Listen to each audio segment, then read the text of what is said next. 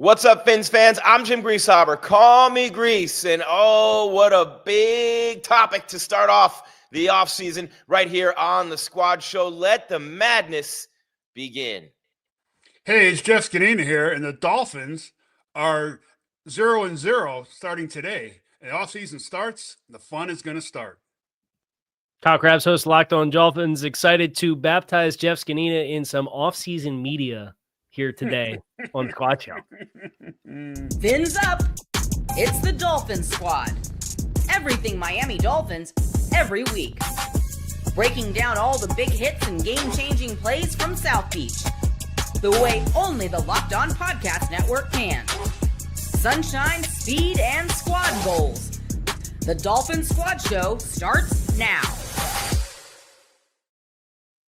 Yes, it does, right here on the Locked On Podcast Network, the #1 sports podcast network in El Mundo. And, of course, your team, your Miami's got the Dolphins every single day. And we are brought to you today by FanDuel. If you want to be right in the middle of the action this NFL postseason, visit FanDuel.com and place your NFL live bets throughout the postseason with FanDuel here on the Locked On Podcast Network, your team every day. Shout out to FanDuel. They've been with us a long time here on the network. Shout out to you, the everydayer and the newbie, everyone here for the show. We appreciate you. The numbers, they just keep growing. I mentioned we're the #1 podcast network in the world. This is the number 10 channel on that network of 200 plus shows, thanks to Kyle and all his hard work. This year, Kyle talked about baptizing Z into the media, and he is here to do that right now today. Plus, we're going to take a look at the offseason. Coaching Carousel got a big name thrown on it right away with John Harbaugh, all kinds of other things going on there. Player movement, coaching movement, the GM search, the committee is getting going for the Miami Dolphins. And of course, nobody brings you the inside info like Kyle Krabs, and nobody gives you the perspective of someone who's been there for years and years as a player and a coach, and now hating his life having to work with us in media, Jeff Zgonina. All right, Z, so let's start it now, because now here you are, right? The season's over. This is new for you, right? I mean, players, coaches don't really have an off season, but take us through what happens week one, day one through week one of the offseason, first as a player and second as a coach. What are these guys doing right now? Well, so as a player, you go in the morning after the game, whenever that was, Sunday or Monday, the way this weekend filtered out, and you clean your locker out. That's where it starts. You start cleaning all your crap out of your locker. You take a physical, so you got to get checked off there. They give you a sheet. So you go to the trainers, you go to the equipment managers, you get checked out from them. You got to turn in whatever, you got to pay for the jerseys you gave away because they're not free. If you're taking your helmet, sometimes they charge you for your helmet. So you fill all that paperwork out, and then you go to the player programs guy. He talks, you go to security guy, you got get checked off there. Then you go to the head coach, sometimes wants to talk to you. Usually most head coaches want to talk to every player. I've had some that did and didn't. So you have that exit meeting. And then you go to your position coach, and they kind of like say, well, where are you going to be? You got to get, as a position coach, I go, give me your number. Don't give me your number you give to the head coach, that you don't answer. I'm only going to call you if I have to get a hold of you. I want that bat phone number because some guys have 2-3 phones. I want the exact number that, I can get you a hold of, And then I, ask what you're doing, where you're going to be. And I said, if you need anything, just give me a call. I'm not going to bother you, until whatever, But like last year, we were in Dallas. My contract was up. So I'm like, hey, I may or may not be here, guys, And I always say, if you need me to call another team, on your behalf, if you're a free agent, I will do that, and that's that. But as a player, that night you might go out with you guys one more time, or some guys already have plane tickets and they're gone, because you're gone till April. Usually, it's when off season starts in April nowadays. So, you're off, the next few months, But like when I first got in the league, you didn't show up till veteran minicamp in June. So you didn't see cats. A lot of cats didn't live in, like I was in Pittsburgh, didn't live there. So they were gone. You didn't see like people till June sometimes, and even that was like a walkthrough type for the veterans of minicamp. Young guys were out there battling, taking most of the reps and everything. But that was just like get back in town, visit with each other, because they haven't seen each other, catch up, blah blah blah blah. But that was, that was that. But as a coach now I'm changing hats, Gries, like you say. So like now you kind of like you break down everything, from the last from the season, you know, you clean up your tapes and everything. And some coaches like to now go back and watch every play, you know, by call, by, you know, pass downs, by runs and passes, and grade it, you know, and talk through it for changes. Some coaches like to, you know, Thursday or Friday this week, you're off 10 days. Go check out, you know, do what you got to do with the family, and you come back and then you start going through that, you know, where you start to break down each, you know, defense, coverage, run pass by, you know, short yards, goal line, third down, first, second down, you know, and all that. You start doing that. And then, you know, we'll do that in the mornings. And usually in the afternoon, you start watching free agent tape. You know, if you're the free agents, you're thinking about signing that, you know, you have a big meeting, you know, the scouts, the GM, you know, they give you a list. You start breaking them down. You write your reports, you write your films. You do that right before free agency.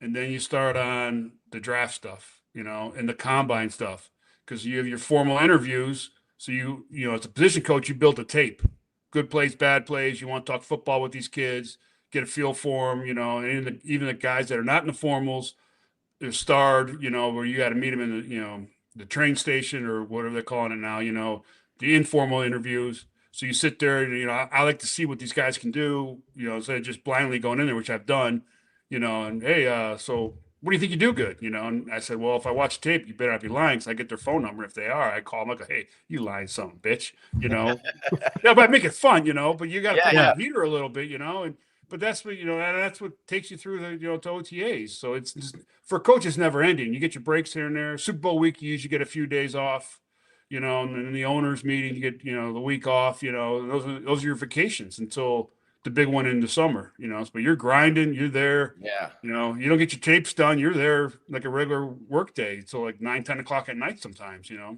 What if you're not sure, Z? What if you're not sure if you're coming back, or some guys already sure that they're not coming back? I guess for all three, like whether you're not coming back as a coach, whether you're not sure if you're coming back as a coach. And then after that, if you wouldn't mind, if you know you're staying, right? Where does all the networking come into play? How does all that work with the frenzy, with coaches getting fired? You know, these guys have families, houses, kids in school, and all of a sudden you got to do that networking. You might be out of a job next year.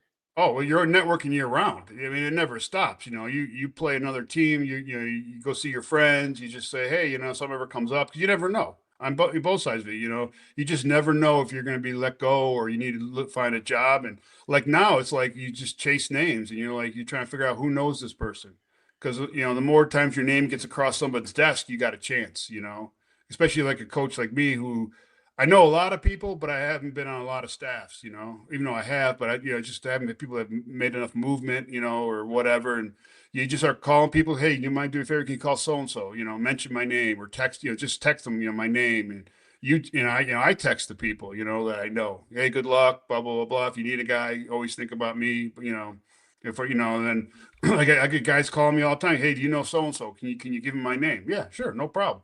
Because if your name's hot, especially if you're going for a head coach, you know, and those guys are not really answering phone messages. You know, they may text you back, but then, you know, even some of my close friends, you know, who, as I've gone through this, they get silent, which I get, you know, and then you've been told, yeah, I got you. And then the last minute, they don't got you. And you can't take it personally, because you won't have a friend in the business, you know. So I always say it's a business decision. I get it, you know, and I move on. I don't try to lose a friendship over it unless it becomes personal, which it never really does. Can I ask you a question? Yeah. So you talked about kind of the cuts, like the cut ups for different situational stuff, whether that's calls, coverage, whatnot. When you think about what we watched this season, what would be a cut in particular that you would want to, like, you'd be itching to watch, whether it's like third down, low red? Do you have something that comes to your mind as something for Miami this year with what we saw play out on the games that you, if you were in those shoes, if you were in that building, you'd be really interested to kind of dig into and do the debrief on? Well, for me, it's always going to be the run game. Because I believe if you stop the run game, you got a chance, you know, even though like our pass rush as the year went on, it got a little bit better, but it was skeptical because we don't have like the inside pass rusher, you know, as of now, until those young cats either develop or we get one, right?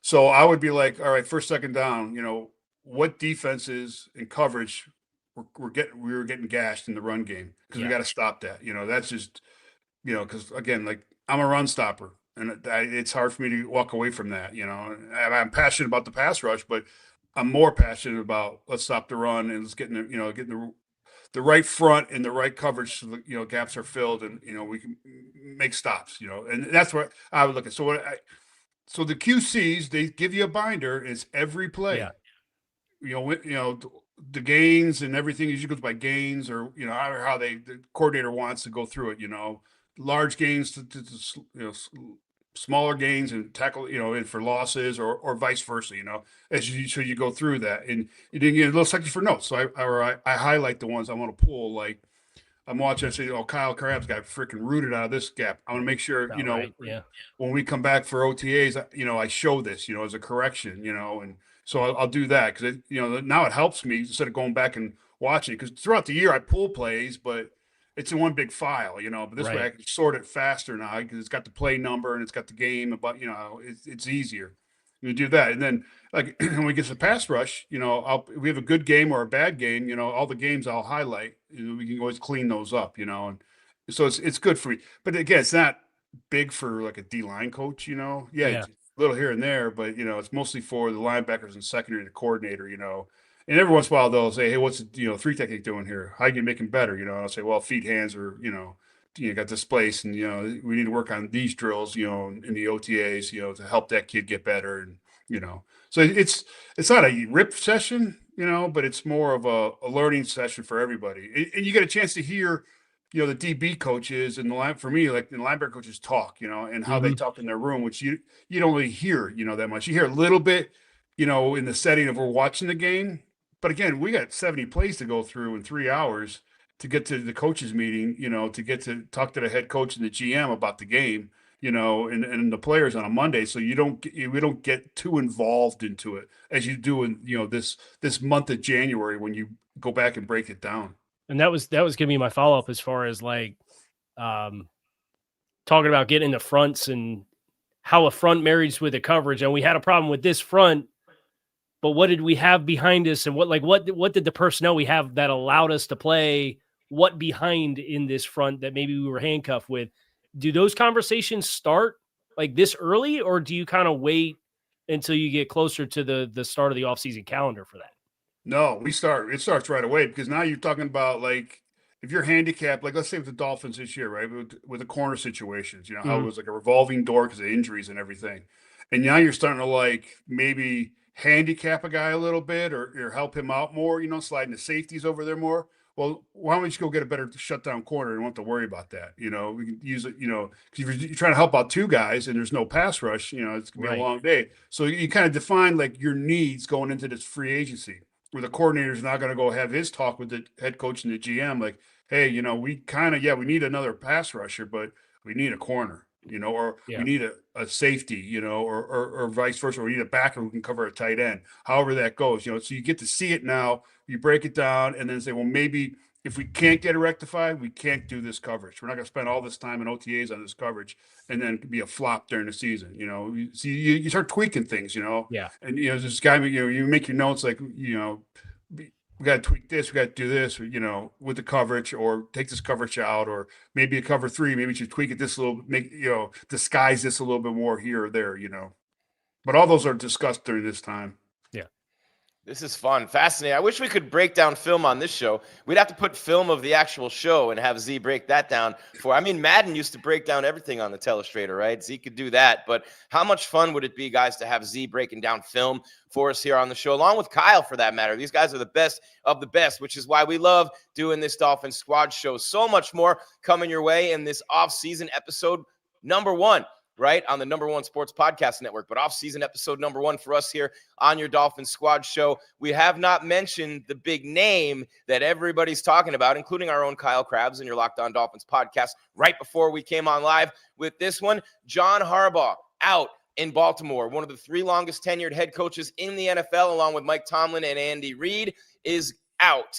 And 6-7 teams already reaching out to John Harbaugh, and one of them a mystery team that still has a head coach.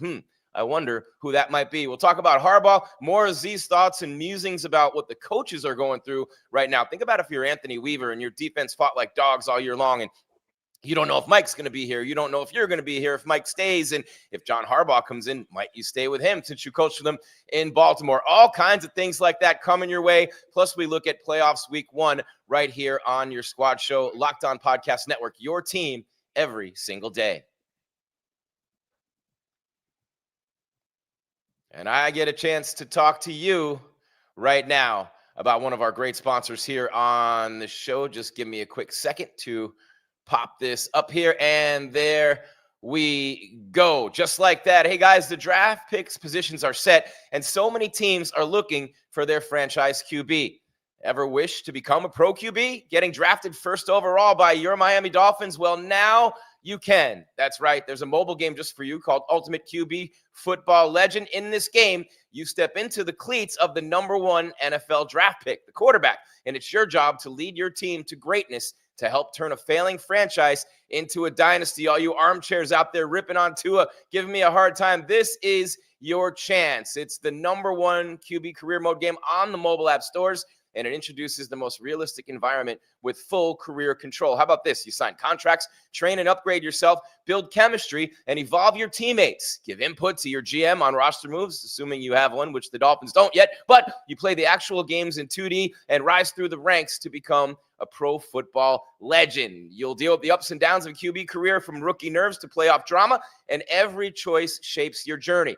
Ultimate QB is totally free to play, has no ads, and works 100% offline. Perfect for when you want to sneak in a quick game or two on the go. Just head on over to ultimate-qb.com. That's ultimate-qb.com, or search for Ultimate QB in your app store. And we've got something special just for you guys. You know we always do. Use the promo code LOCKEDON, all caps, in the game store to get a free boost at the start of your career. Again, Locked On, all uppercase, one word. Ultimate QB, football legend, QB1. It is your legacy right here on the Locked On Podcast Network, your team every day. All right, a little more love for Ultimate QB football legend. All the armchairs out there, man. Like, one week I'm ripping Tua and I'm getting killed in the comments. The next week I'm on his side, I'm getting killed in the comments. And one thing for sure, fans love to rip on their quarterbacks. It doesn't take much, right? Kyle and Z. So that game could be a lot of fun for some of you out there as well. All right, continuing with the squad show, I want to hear more from Z as we will get to John Harbaugh in just a minute. We're looking at the GM search and who could that be? Who can it be now? All that, as well as a quick week 1 NFL playoff preview with some huge games coming your way, and the Miami Hurricanes tomorrow playing in the national semifinals. Check me out on Locked On Canes podcast today with Alex Dono, and with the postcast tomorrow night as the Canes continue that run, smash Ole Miss into the desert in Arizona, and come back home to play for the chip next week at Hard Rock Stadium. All right, guys, here we go. I want to finish up the conversation about coaches right now. Z, you heard me talk about Anthony Weaver. And people around the league love the guy. Obviously, you know him. You're a buddy of his. And his defense at times this year was fantastic. And given, what he had to work with throughout the season, it was one of the, like, what's that show on the Food Network where they give you 3 shitty things that don't go together and they say make something great? That's kind of like what I'm not calling the players shitty. What I mean is guys are hurt. They're in and out. The recipe's constantly changing on him all year long. And now he doesn't know if Mike's going to be here. He doesn't know if he's going to be here. Maybe the Harbaugh news keeps him here, but just using him as an example, Z, overall, just speaking as a whole, that coaching fraternity is a unique place, right? So many former players, a lot of guys not, but what's that like when you're in Coach Weaver's shoes right now, where you did everything you could, you left it all literally out there on the field and in the booth, and now you're just waiting for guys you probably don't have a hell of a lot of respect for anyway, because that gap between management and coaches, right? What's that like to be in shoes like his right now? As a player and a coach, you only can control what you can control. So like that stuff you can't control. Again, it's up to someone else if you stay or go. That's in both as a player or coach. There's many days where I can walk in here and be told something by the head coach, and then the GM's like, nah, we're gonna go a different route. Or vice versa. The GM loves you. The owner could love you. but the head coach wants to go different, or the coordinator, it's a position coach wants to go another way. So all you can control is your job and what you do. Because, every day you're evaluated. Every day you have to perform to your highest, because I'm like in charge of 10 people's careers, and those 10 people are in charge of my career.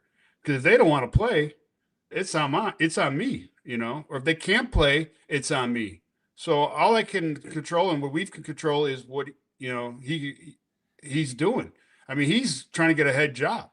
So that's his mindset, and if they do fire Mike, why don't they just interview Weave? If he's getting all these interviews for the last couple of years, I mean, he's in demand. I mean, he's a good coach.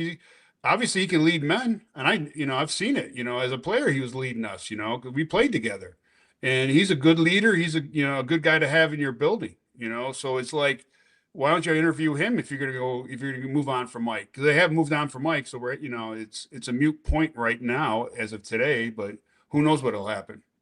Yeah, and the Dolphins are, by reports, the mystery team that reached out to John Harbaugh's agent, right? And there was some clever verbiage there, Kyle. You were explaining it before the show. I didn't have a chance to watch the show that you did right before ours on John Harbaugh, so check that out if you're watching us or listening to us here now on your squad show. But Kyle, with a guy like John Harbaugh out there, other big-name coaches out there, you could take a shot with a guy like John Gruden.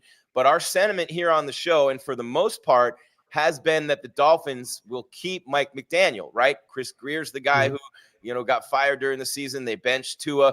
The reports that we're hearing from people and sources are that they like Mike and Ross loves Mike and wants to keep him, and that they're talking to GM candidates about, how they would work with Mike, and then even guys who have experience working with Mike. But then we heard something else, like these GM candidates are being asked a couple of things as they're potentially coming on board. So you talked about it before the show, plans with Mike or plans without him.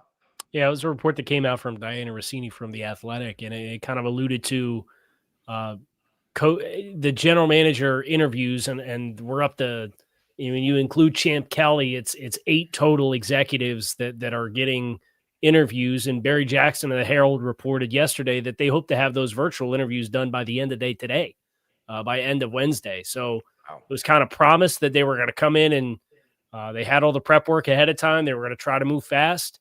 This has not been a process that has been lethargic. I mean, they're working through potentially 8 virtual interviews on the second and third day of the offseason, right? So I think that's commendable, and that kind of shows direction. And the fact that they didn't do the thing that they did last year, which was put out a formal statement that says, we're bringing back Chris Grier and Mike McDaniel for 2025. We trust them, but the status quo is not good enough. Don't confuse stability with acceptance of they haven't done any of that, and it's kind of been radio silence. And Mike has his press conference on Monday and says, I'm operating as the head coach of the team until I'm told otherwise. It sounds like these general manager interviews, they're being asked, per Diana Rossini, what their path forward looks like with Mike McDaniel, but then also what an alternative path would look like if they had say in a coach. And I think that's that, plus as this coaching market unfolds, what other names might shake loose? Like, what's the domino effect? Is there a coach that one of these GM candidates you feel great conviction with, and they end up shaking loose? I think they're doing it the right way and it's not great from a PR perspective, right? Because you let out a statement last year and let everybody know what time it is. So now everybody's sitting here reading between the lines because you didn't put a statement out. But Mike's under contract, to be the head coach of the football team next year. As long as you go about your fact finding and your information seeking and your interview process the right way, you can, if something that's too good to be true, I think John Harbaugh falls in that bucket, me personally. So I would be very interested in a very aggressive pursuit of John Harbaugh. Right. Then you can make a change based on what the rest of the moves across the league are indicating. But the reports from Diana Rossini suggest that they want to know these GM and executive, their thoughts and perspectives with and without Mike McDaniel. And I think that gives them the best chance to find what they believe to be the best pathway forward based on who is available and who would be willing to take the position and what their changes could look like. Z, I would just go on the record right now and say it. Me personally, if John Harbaugh wants the job, it's his. You open the checkbook, you open the door, and you say, come on in, John. You get whatever you want. It's yours. You would think that a guy like him, they would want his input on the GM. So in that case, you'd make the coaching move first before the GM move. Maybe. Who knows? Maybe. But if you have one shot to get a guy like Harbaugh and he calls his shot and says, hey, I want this GM, the one thing that I think people need to be careful of here, I see a lot in the chat even, people assuming that these are your grandfather's Miami Dolphins of Don Shula. These are not even your father's Miami Dolphins. So what would make you think, Dolphin, and I'll put this question to you, Z, first, and then you, Kyle, to clean it up.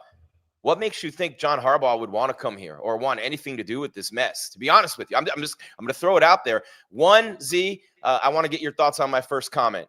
If Harbaugh wants it, it's his. You're just done. You talk to everybody else as a formality. And then two, what makes you think that he would want anything to do with this? I don't know if he would. I mean, he'd have to look at the roster and see out of all the places he's going to interview, what roster he's going to win as soon as possible. He's what, 63? 64? 64? 63. So he's getting up there. I mean, how long does he want to coach? I don't think he wants to coach another 18 years. I think he wants to win right away. I think he wants to win to prove to Baltimore that he was still a winner. You know what I'm saying? It just was on hard luck this year, with the injuries and whatever else happened up there. I think he wants to win right away. Can he do that with Miami? I don't know. You got to figure out the quarterback situation. He's got to figure out the defense. You got to fill in some holes there. So I think, that's got something to do with it. With the guy on his second go around as a head coach, you want to make sure you step in somewhere and you got a chance. Like Vrabel, he stepped into somewhere where they were committed to turning it around, and it went around faster than a lot of people thought. But that's ideal. That's how you want to go in as a second-term coach. You want to make sure you win. It's no different than Mike McCarthy. When he went down to Dallas, he looked around. He's like, "Oh, I can probably fix this pretty fast." And he did. By year 2, they were rolling. So I think that that's got a lot to do with Harbaugh's decision. And who's going to be my GM? I want to like you said, a guy at that stature. You want to pick a guy that you can work with.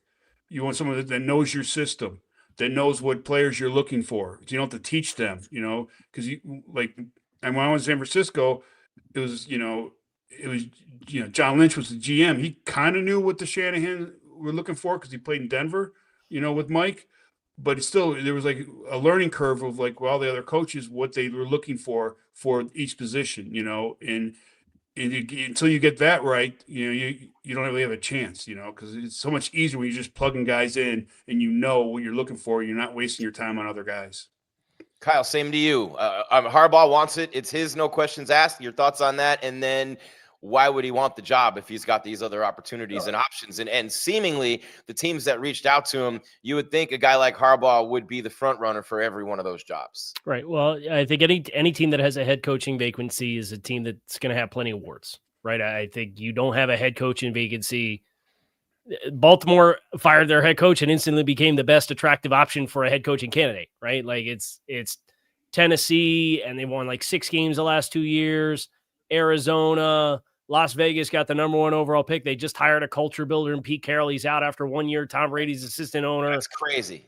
So each one of these teams has their own warts.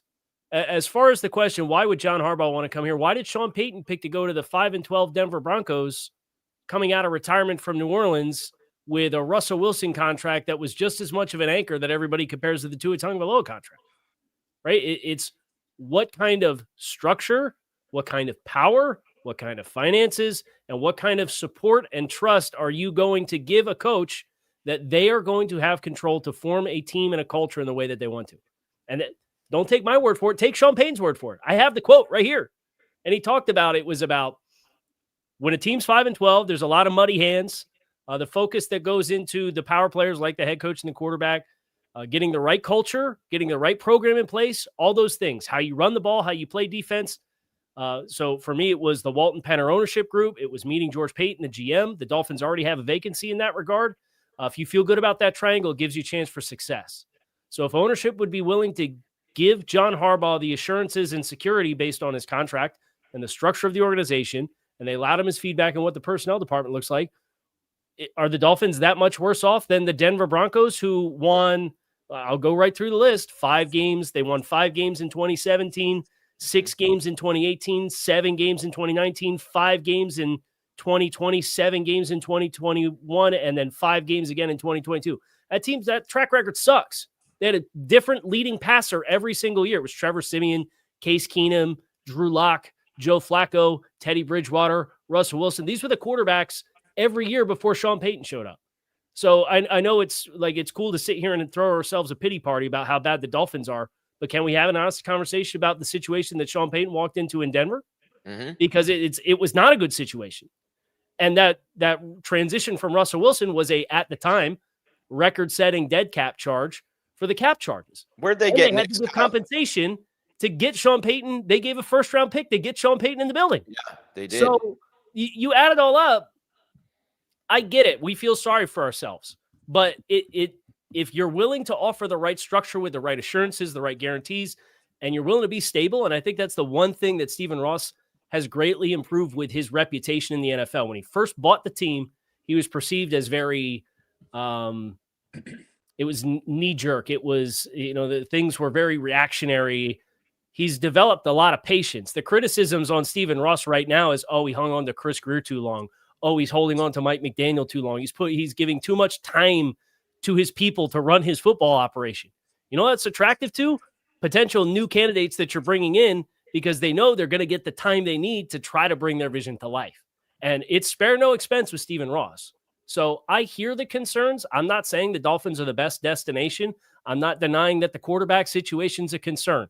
But can we just look at the most recent example of a highly successful coach that became available, and he chose to go to a place that hadn't won more than 8, that had not won more than 7 games in the 7 prior seasons before he showed up.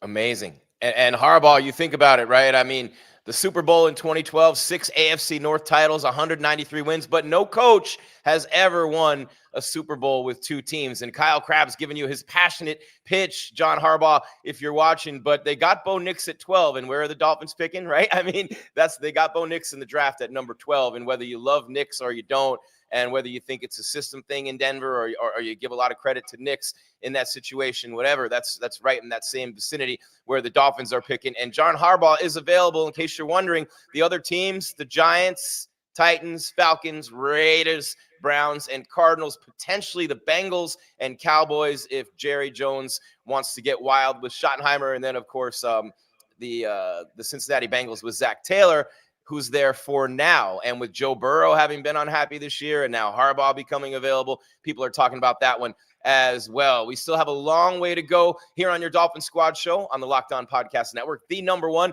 podcast network. It's Gries and Kyle live on YouTube, and then we upload, you download Spotify, Apple, iHeart, Stitcher, Podbean, and of course, over-the-top TV with Roku. And I think what we do every day is over-the-top TV. More on the coaching search, more on the GM search. I mean, let's just keep this rolling, and then we'll hit a little bit of a playoff preview on the way out. This is your Dolphins Squad Show on the Locked On Podcast Network, your team every day.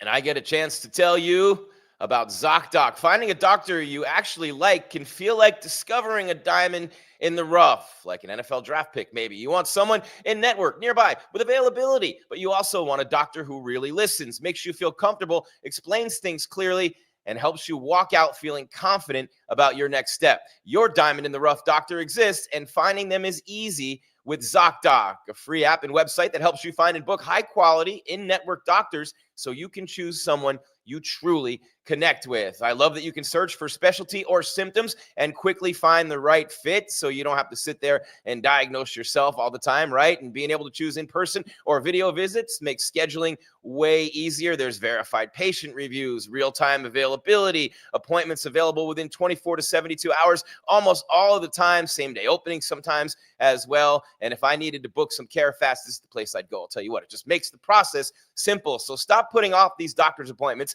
Go to ZocDoc.com/LockedOnNFL to find and instantly book a doctor you love today. That's ZocDoc, ZocDoc, ZocDoc.com/LockedOnNFL, ZocDoc.com/LockedOnNFL Thanks to ZocDoc for sponsoring this message, and thank you for the gods of enunciation allowing me to get through it and say that without messing it up. We were working on the Peter Piper thing, ZocDoc, Brock, as we continue here with your squad show. Fascinating conversation and a nice pitch from Kyle Krabs. But when I look at those other teams, if I'm John Harbaugh, and I'm making a very bold assumption here that he could just walk in and take any one of these jobs. That's the furthest thing from the truth as of right now. I can't believe, guys, that the Raiders fired Pete Carroll after a year. You fire Kelly, the coordinator, during the season. The Raiders have been a mess forever.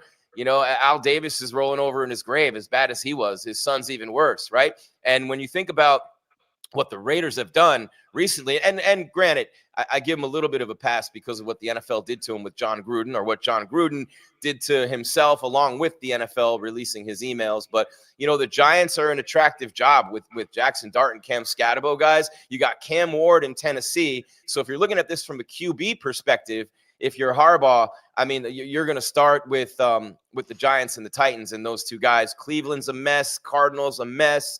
Raiders a complete mess. Falcons pretty intriguing as well, except they don't really seem to have a quarterback. I don't know how you guys feel about Penix, Z, but I'll start with you on this one, man. Of all those jobs, and throw the Dolphins in there, which one would you pick? Well, I'm going to throw two more in there, because I think one of these two could open up too after this weekend. Green Bay and Buffalo.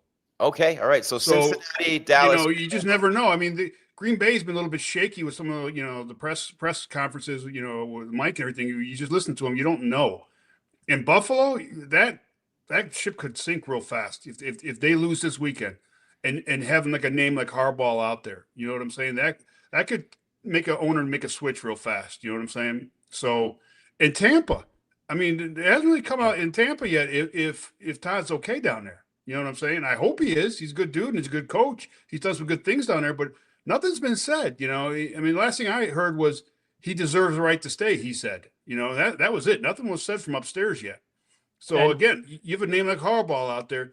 A lot of these owners, because like you said, one team has called who has a sitting head coach, has called and made an inquiry, let's say, right? So who knows? There's a couple teams out there that could still pop in. For a guy like Harbaugh, if Buffalo came open and they came calling, that would be my number one choice. He's just got to fix the defense side. He's got a dude taking the ball every snap, and that's a dude. And to follow up with Tampa too, part of the friction with Baltimore and Harbaugh was the offensive coordinator, Todd Monken. Well, Todd Monken was wide receivers coach and offensive coordinator in Tampa Bay already. He was the offensive coordinator in Cleveland when Baker Mayfield was there. Now, it was the Freddie Kitchens year, so it wasn't all fine and dandy that year with Baker Mayfield. I think he threw 22 touchdowns and 21 interceptions that season. But Monken, it's perceived like there was a divide there on the offensive staff, and Harbs went to bat for Monken, and he's probably going to go with Harbaugh wherever he goes to be the offensive coordinator. So a relationship in Tampa, Monken's experience in Tampa and with Baker Mayfield, I think that makes that an attractive fit for if that whole conglomerate is going. But I agree with Z as far as a couple of teams in the wild card round. I'd even kind of throw Philly out there, right? Like, really? Yeah. They have always been a team. They're a high self-esteem franchise. And what I mean by that is if they feel like it can be better, if they feel like it's underperforming, they are not afraid to jump out of the norm, like drafting Jalen Hurts in the second round after they gave Carson Wentz that big fat contract, right? And that very quickly became a change, just like they were playing Nick Foles over Carson Wentz at a period of time. And they think about Doug Peterson and winning the Super Bowl. And then I think it was 2 years after that, they had a 9-7 season, but then they had like the 5-11 season. They moved on from Doug real quick. Right. And what Philly has, John Harbaugh, before he was in Baltimore, he was the secondaries coach and then the special teams coordinator in Philadelphia. So he has some ties to Philadelphia going back to that window of time under Andy Reid. I would just say if they flop, I would not be totally surprised to see Philadelphia be a team that's proactive instead of reactive, because what Baltimore fans are really bemoaning right now is they had Mike McDaniel in the building as the defensive coordinator, and they let Mike McDaniel walk Mike McDonald walked to go to Seattle to be the head coach there. And the Seahawks are the 1 seed. They won 10 games Mike McDonald's first season. And he was kind of the champion of this sim pressure scheme that's all across the league right now. And Baltimore tried to keep it, and the Dolphins brought it to Miami, and Tennessee brought it to their program. And obviously McDonald took it out to Seattle, and it's been an absolute monster. So you held on to Harbaugh and let a scheme whiz out the door that a lot of Ravens fans I know already bemoan and feel bad about. The other interesting one is we mentioned Green Bay, but they got a new CEO, like obviously a very unique team in the ecosystem of the NFL for how their ownership works, and they're publicly owned, and they've got a new CEO. It sounds like they're going to be changing some of the ownership structure there, or as who's reporting to who. And it sounds like they're going to be changing the structure where the head coach is now going to be reporting to the GM instead of directly to the CEO. LaFleur's going into the last year of his contract. They have been the 7 seed in each of the last 3 seasons.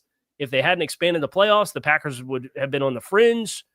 LaFleur's rightfully going to want a lot of money. I think he's a great coach. They're a team that,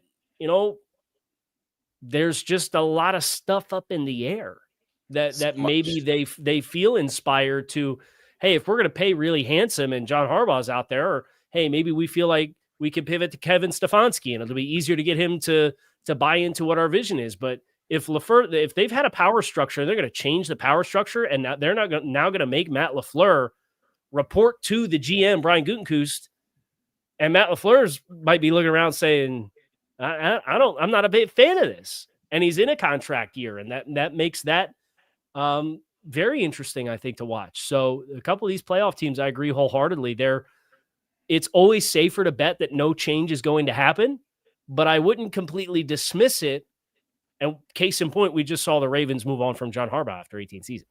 Yeah, and we do see big changes. I mean, look, the Commanders were in the championship game last year in the NFC, and both their coordinators are out in 1 week after a year in which Jaden Daniels missed a ton of games and McLaren missed a ton of games, and they're their 2 best players on offense. And I mean, Kingsbury, they mutually agree to part ways. So one of those sharp offensive minds is out there. But I want to pose this question to you, Z, and I'm always the guy that gets everybody fired up, and I'm going to get all kinds of shit for this, but what do you want John Harbaugh for? Why do you want a guy who hasn't won a Super Bowl since 2012? Why do you want a guy who just missed the playoffs first time since 2021? Why do you want a guy who cannot win in the playoffs with a multiple-time MVP at quarterback when you're sitting here saying, all we need is a quarterback and we'll win? Well, Harbaugh hasn't. So why do you want him? What makes him such an attractive candidate? I mean, I gotta be honest with you. We're not talking about Jimmy Johnson here when you ran Don Shula out of town. A much, much different scenario. Jimmy had one at Miami on the college level, 2-time Super Bowl champ in a row. Personnel, there was nobody better. John Harbaugh, I don't want to hear anybody else even make a comparison. Some dummy wrote about it and compared the two. There's nothing about John Harbaugh that's anything close to Jimmy Johnson, in my book. No, I mean, because 18 years at one spot. I mean, people like that. He consistently had a winning, team, out there. Yeah, they made some nice runs in the playoffs and went to the 1 Super Bowl, and that was it.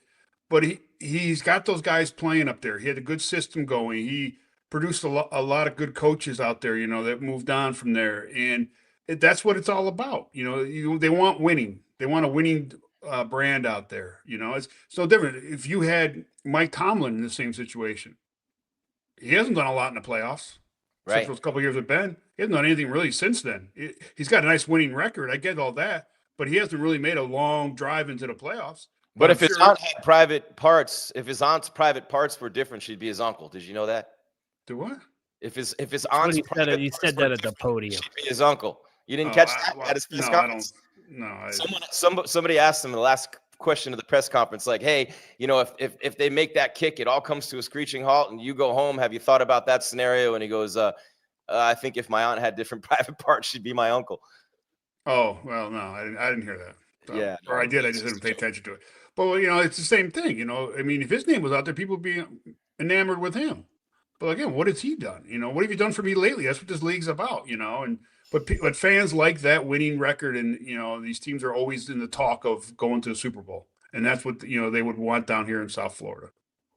Kyle, before we go to break, your thoughts on everything Z just said, man. That's a lot. Yeah, I think a resume with across nearly 2 decades with a 61% win percentage, 7th most playoff wins in NFL history, more road wins on the playoffs. Hey, we hear all the time about how hard it is for the Dolphins to go on the road and play in the playoffs, right? And this guy got to win the division because we can't win on the road. Harbaugh's got more wins on the road in postseason than anybody in NFL history does. 3 losing seasons in 18 years. The way that in which he successfully hired candidates based on different kinds of offenses. It's Joe Flacco, right? It's stationary, pocket passer, big arm. And then they make an inspired change and they draft Lamar Jackson. And then they cater the offense from a pocket passer in one offseason change and cater to young Lamar Jackson. And then Lamar maximizes that version of himself, and they need to hire somebody to come in and unlock the next version of him. And they bring in Todd Monken and they win the MVP. Like, he wins the MVP right away. For me, it's the leadership elements of a CEO type of coach who has a body of work of successfully showcasing the ability to identify and hire assistants in his staff to work with the personnel that they have and to do it several times over across 2 decades. That for me is the sell. It's not, well, they've only won 2 playoff games in the last 5 years. It's not, he won his Super Bowl in 2012. Your hat is in the ring every year with a guy like John Harbaugh, with the exception of this year in which Lamar Jackson got hurt and missed some time. The last time they had a losing season in 2021, Lamar Jackson got hurt and missed some time. I put it all together, and it's in some ways the definition of what Stephen Ross has been hungry for, but it's the opposite of every name that Stephen Ross has hired as a head coach. Has been a young, first-time head coach, hotshot coordinator, whether it's defense with Brian Flores or it's Mike McDaniel, Joe Philbin, or Adam Gase, who got stamps of approval from different guys across the league without any experience. And what they've been trying to do, are we happy with the results? No. What's the definition of insanity? Continuing to do the same thing and expecting different results.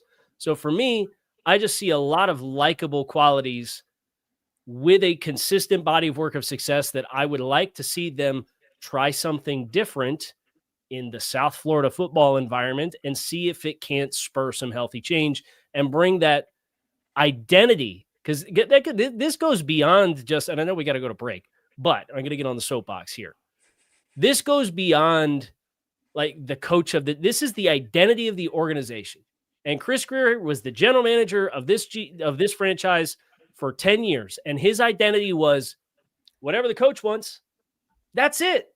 Like, and that's why when you make a coaching change every 3.5, 4 years, you change the identity of the team. And we went from a real hard-nosed guy in Brian Flores to a real player-friendly guy like Mike McDaniel, and it energized the team at first, but then the stars come in here and they've got too much leash and they walk over Mike. So now we got to get rid of some of these guys. And it's just like, who are you as an organization? And the Dolphins were led by Chris. And I used to think it was this really good thing. And to a certain degree, I think collaboration is very important and good.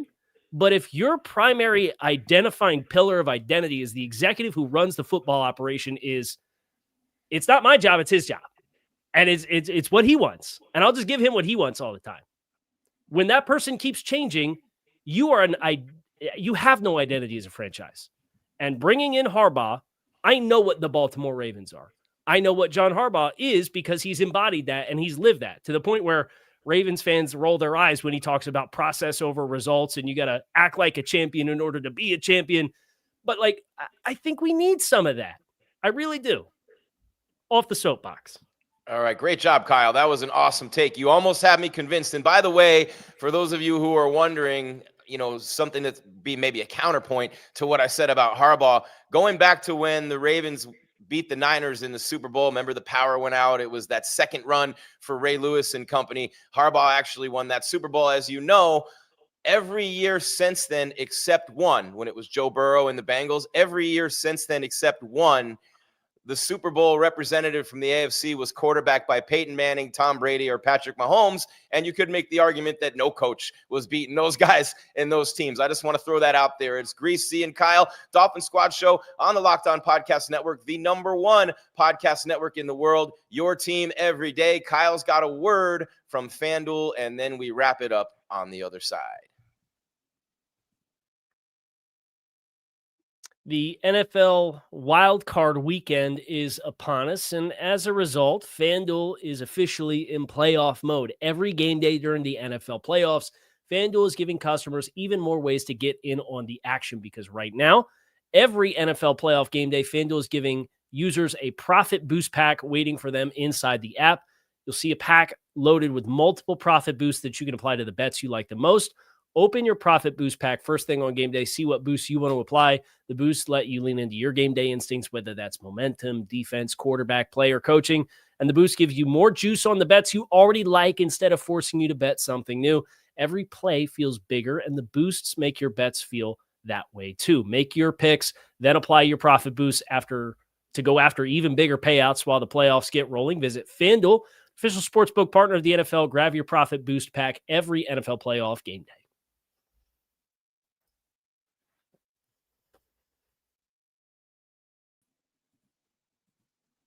There we go. All right, CZ in the middle. That's Kyle, and I'm Gries, wrapping it up on your squad show, Dolphin Squad Show on the Locked On Podcast Network. Your team every day. We're live on YouTube twice a week. We're going to be, I think, Mondays and Wednesdays at noon Eastern. Did we figure that out yet, guys? Mondays and Wednesdays is what I think they wanted us to do. I'm negotiable.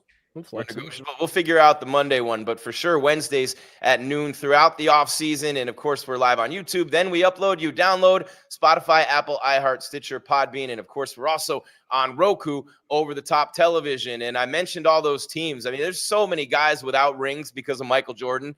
And I think the fact that Harbaugh got one with Ray Lewis, so it's a while ago, but in that conference in this era, with Brady and Mahomes. And I put Manning in there to be nice. I mean, he's a legend too, right?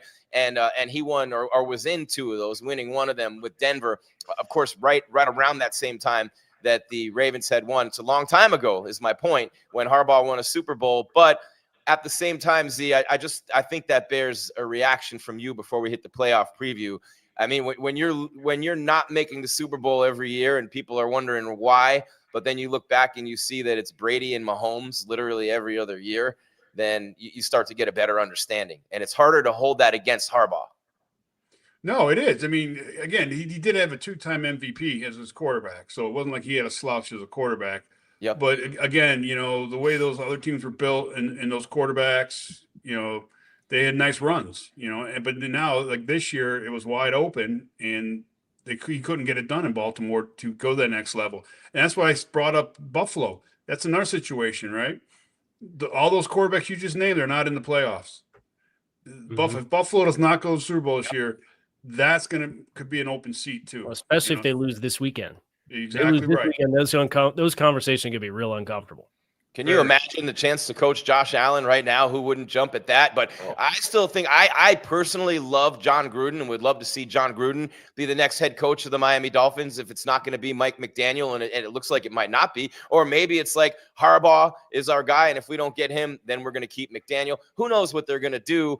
And Stephen Ross finds himself in an extremely enviable position again. Unenviable, I should say, position again with himself right in the crosshairs, guys, as we turn the corner and wrap it up on the squad show. Anything else either one of you guys wants to add on the coaching and GM stuff before we hit this week's playoff games on the way out?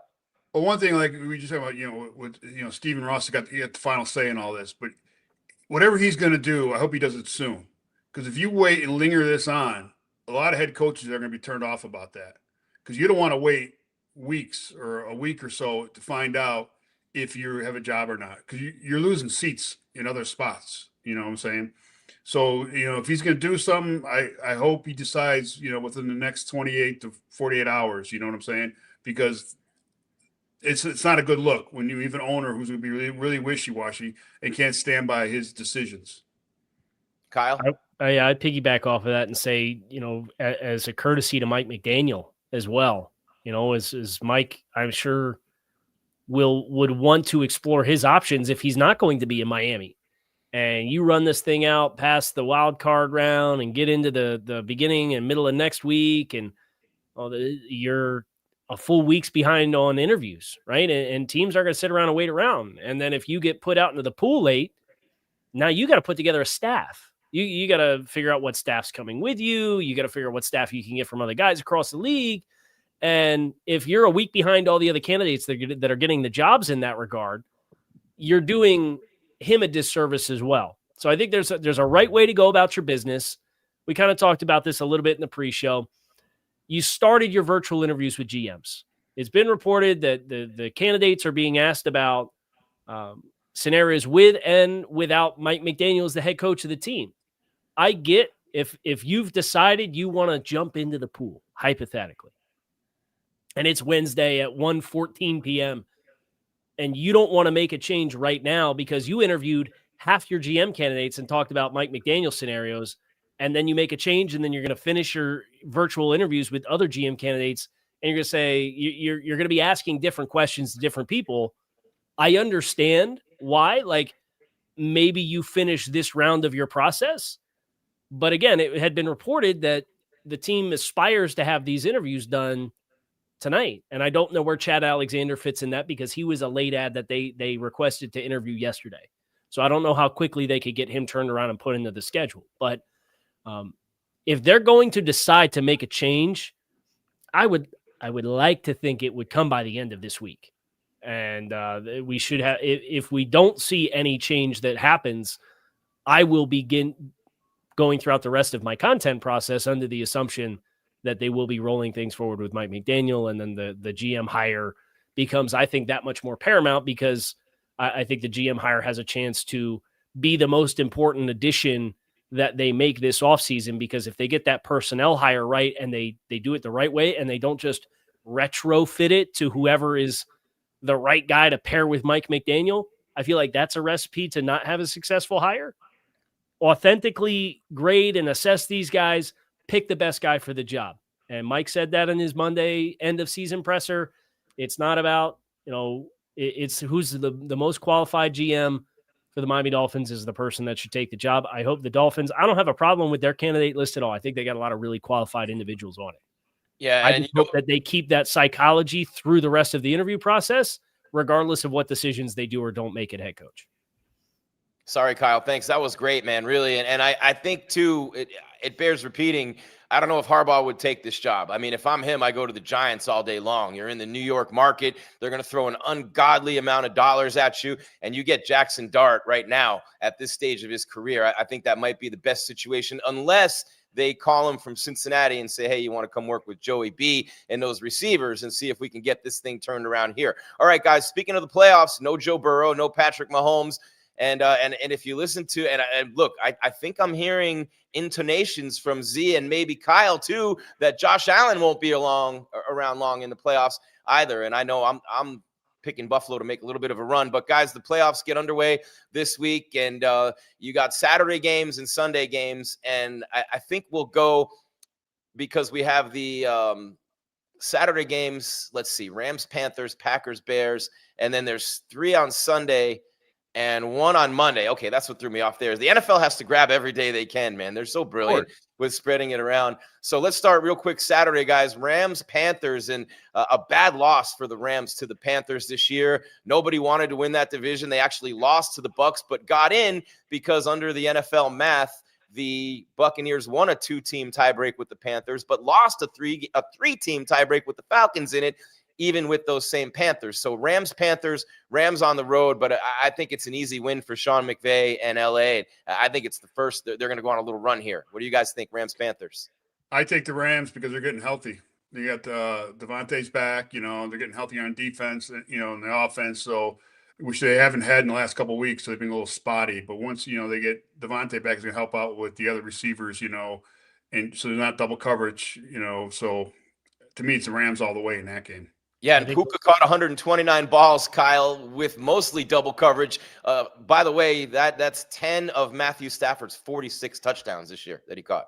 I think the worst thing that happened to the Panthers is they beat the Rams the first time they played them, because the Rams are going to come in and know, hey, we know what happened last time, And it's hard to beat a team twice. It's hard to beat a team twice in a short amount of time. They didn't play that long ago.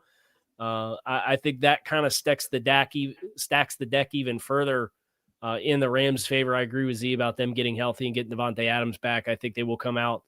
I think they will put their best football in probably the last month together because they're a team that's been there. They know how to operate here, where the Panthers are sitting there having the watch party on Sunday, rooting for another sub-500 team to put them into the playoffs.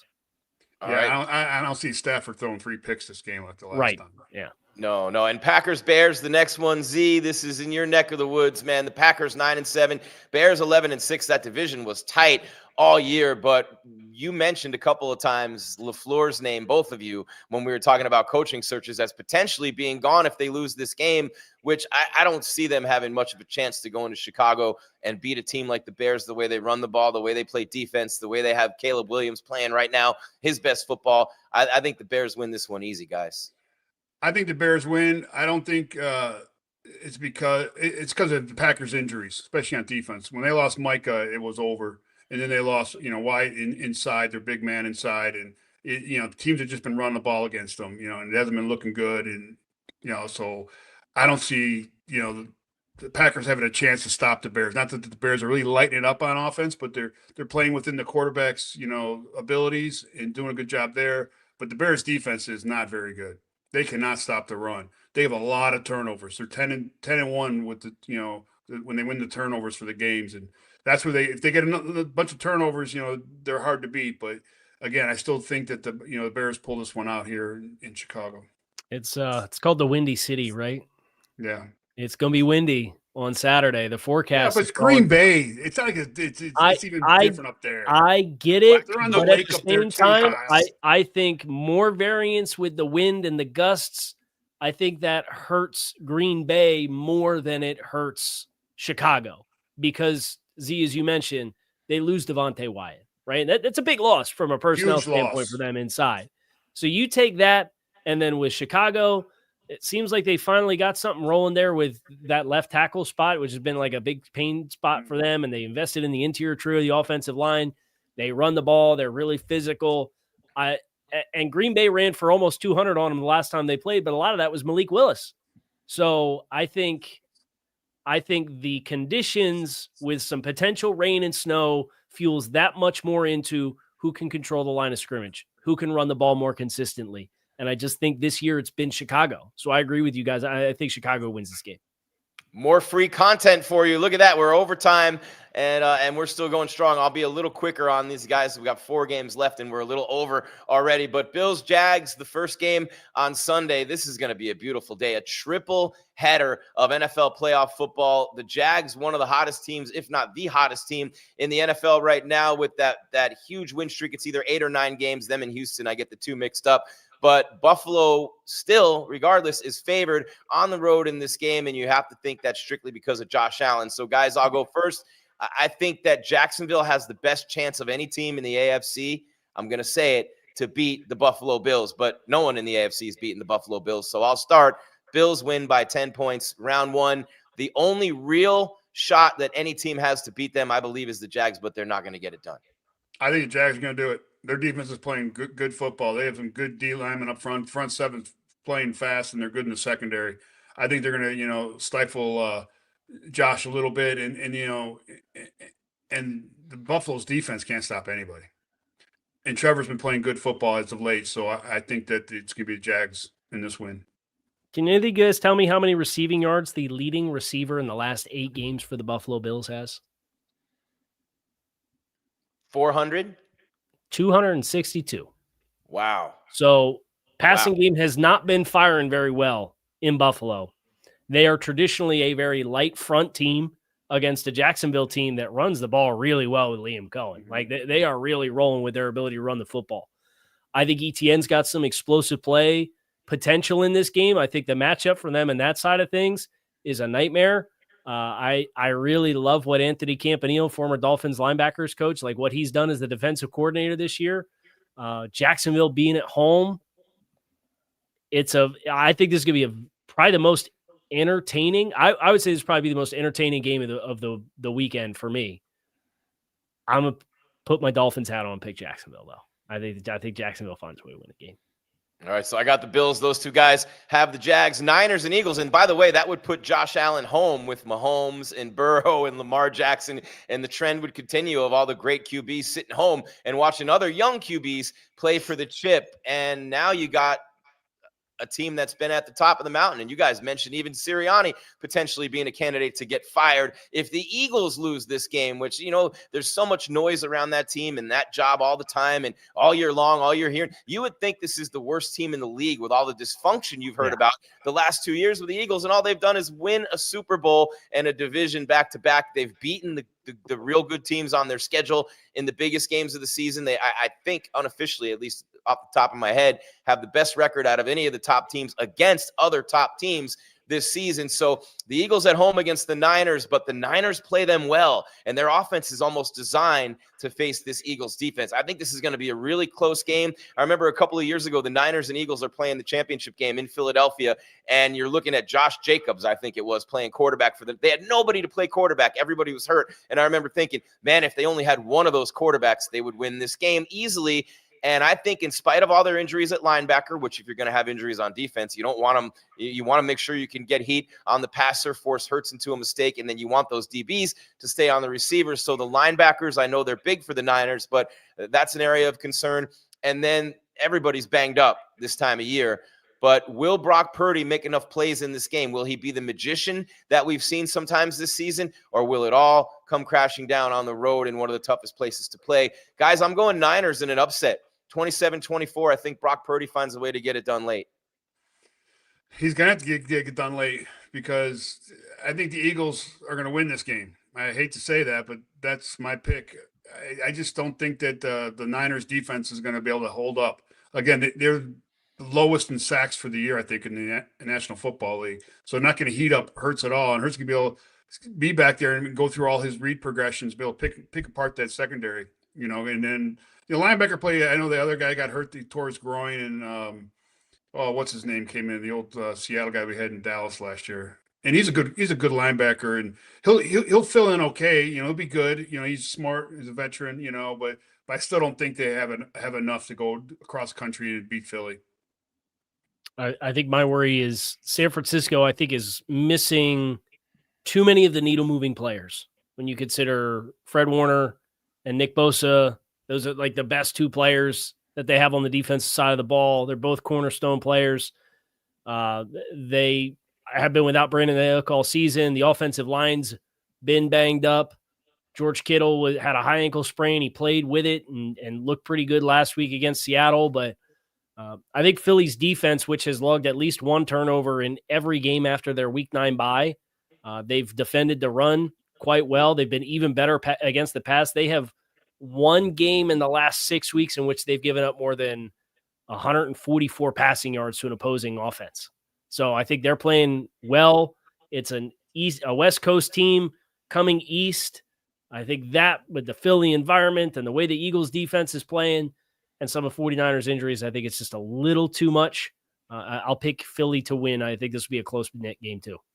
If you love running backs, this is your game. CMC for the Niners and Saquon Barkley for the Eagles. It's going to be a lot of fun watching those two. And now the game that I can't wait, and I know Dolphins can't wait for this, right? I mean, obviously both teams beat you this year, and the Patriots beat you twice. But New England at home against L.A., the Chargers, right?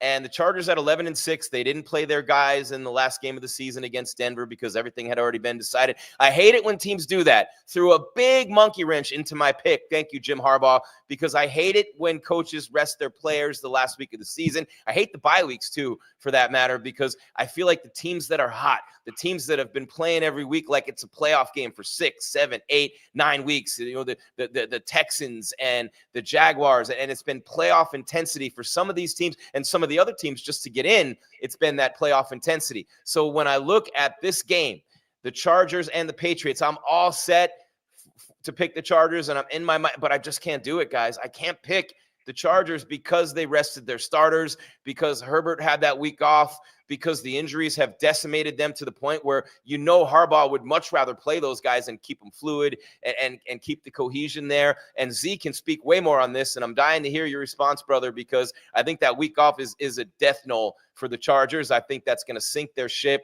And what would have otherwise been a glorious one and done and complete bursting of the bandwagon in New England now becomes a Patriots playoff win. Thank you, Harbaugh. I'm taking the Patriots too. I think, they're offensively, they're rolling. The defense is playing solid. And to go up to New England, a playoff atmosphere they haven't had for a while, those fans are going to be going nuts. And I don't think the Chargers are going to be ready for that, with the crowd noise and everything. There'll be a lot more mistakes on the offense because the offensive line's banged up, I believe, for the Chargers.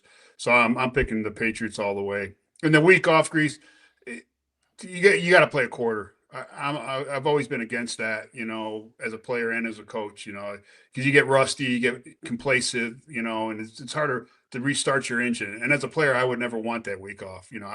I would have said I'll play at least a quarter or a half just to get it going. I'm going to roll with the Patriots as well. I think them at home, another West Coast team coming east. But in 2 of the last 4 games that the Patriots have played, they've put up 243 or more rushing yards against opponents. And I look at the personnel that the Chargers have.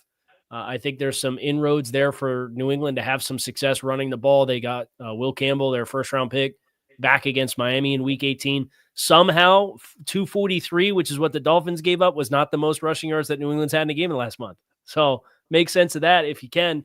The Patriots have 4 turnovers since the middle of November. They have less than 385 yards of offense once since the middle of November. So that offense is rolling. They're running the ball really well. They're at home. I think they win this game. We all took the Rams. We all took the Bears. So Rams over the Panthers, Bears over the Packers.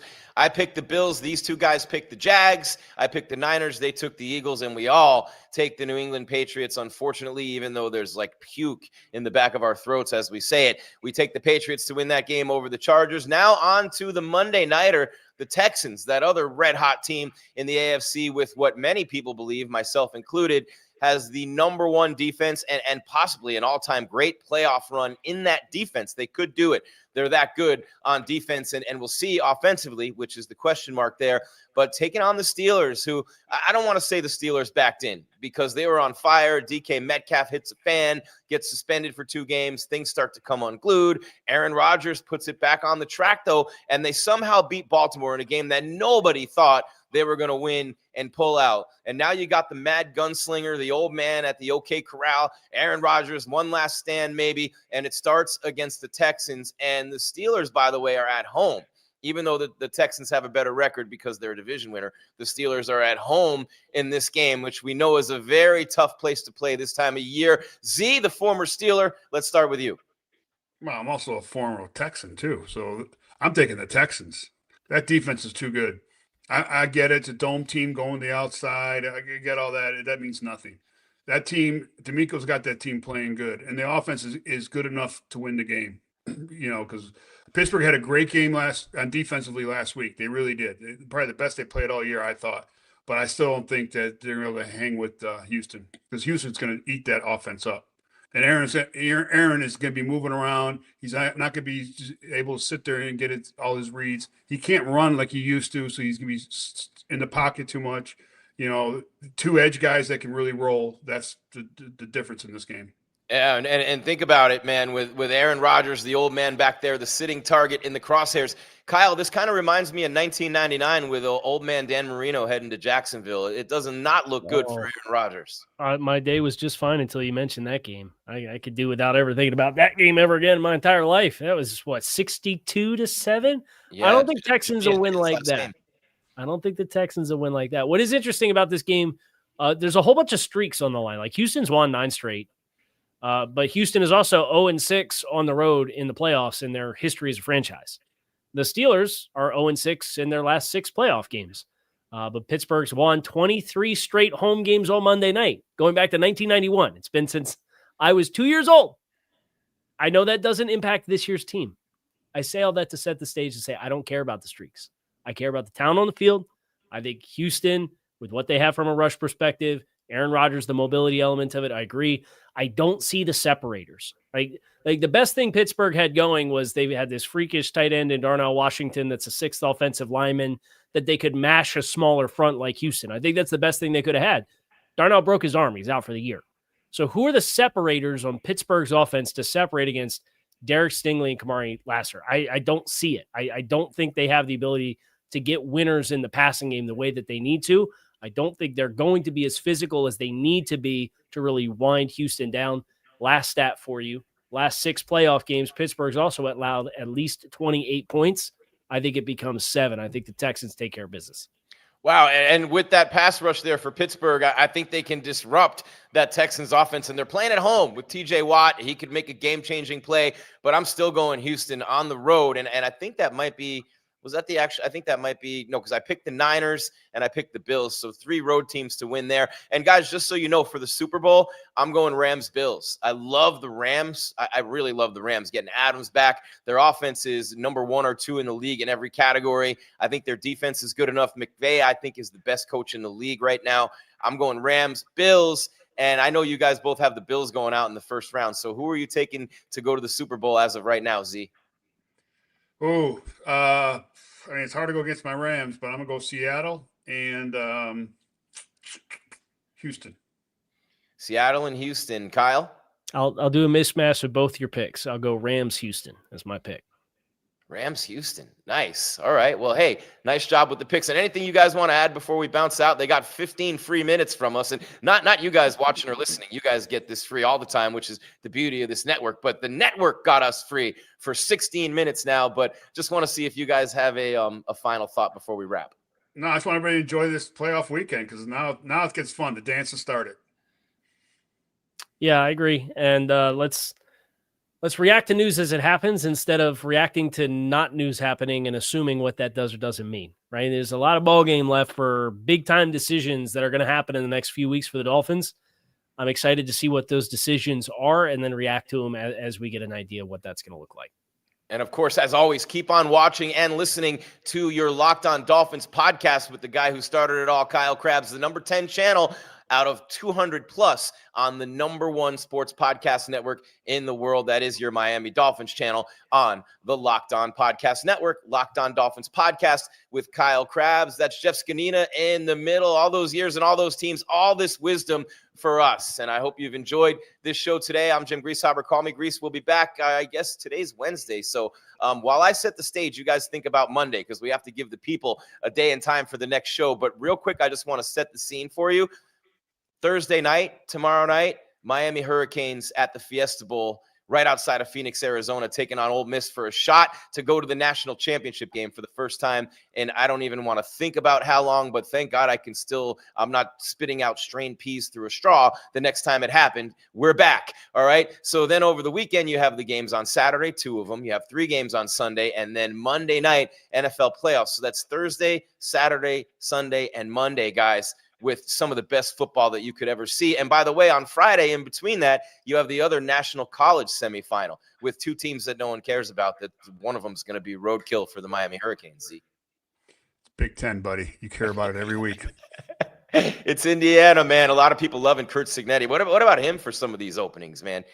He took a job as a D2 coach, leaves Alabama to take a head job in D2 because, as he said, I was getting old. This is a quote. He said, I was getting old, and I wanted to be a head guy. It was getting too late. Went all in on himself, and it really paid off for the coach of Indiana. What a story. It's Indiana, though. I know. I'm trying to get. It's hard for me to see. I'm trying to get Steve to talk. I'm rooting for the Big Ten. At least the Big Ten's gonna have one team in the big dance. That's all that matters. No doubt, Kyle. Closing thoughts. I hope to see the Canes have success. That pass rush was fun in the last game, and they obviously held on, made just enough plays, and I think they got a pretty favorable draw in this next game. You can't lose to a team who's had 3 different head coaches in a month, can you, Z? No. That'd be a rough one. Yeah. Oh, God. Imagine being a kid on that Ole Miss team, what they've been through. Unbelievable. They're playing, though. They got a chance to go to the dance, so who knows? Yep, they do. Well, we'll see. And a showcase, by the way, these games, if you're looking for who the Dolphins might pick with that first round pick or some of the other draft picks that they've stockpiled, you'll see some of them in these next couple of games, including a couple of defensive ends from the University of Miami who would look really good in a Dolphins uniform. All right, it's Gries, it's Z, it's Kyle, wrapping it up on your squad show here on the Locked On Podcast Network, your team every day. Dolphins Squad Show, today's edition, of course, brought to you by FanDuel. We thank them, and we thank you, the everydayer, the newbie, and everyone in between, for help making us the #1 sports podcast network. The Locked On Podcast Network, your team every day. Guys, are we coming back Monday at noon? It's either Monday or Tuesday if you want to watch the other playoff games to talk about. It's up to you. Monday or Tuesday. What do you think, Kyle? We go back-to-back Tuesday, Wednesday, or do we go Monday, Wednesday? I'd spread them out. Monday, Wednesday? Monday, Tuesday. All right. Monday, Wednesday.